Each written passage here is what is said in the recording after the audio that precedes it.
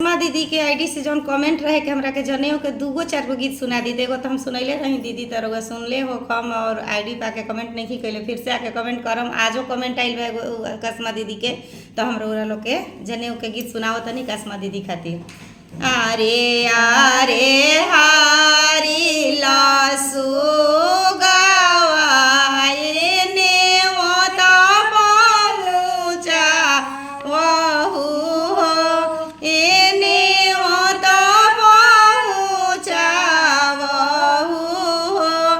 दुआरा नेवती हदीने सफुफा आंगना हे माफुआ हो, आंगना हे माफुआ हो। गोदिया नेवती हभये नावा जिनिका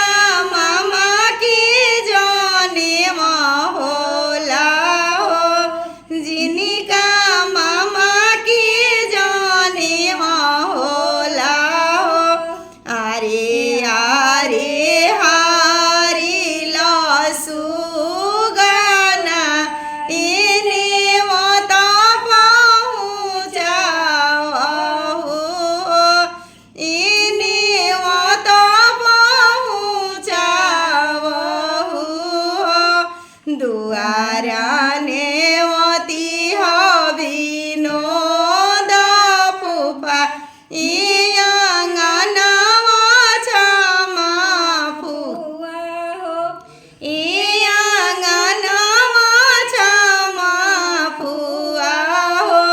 दुआरा नेवती हम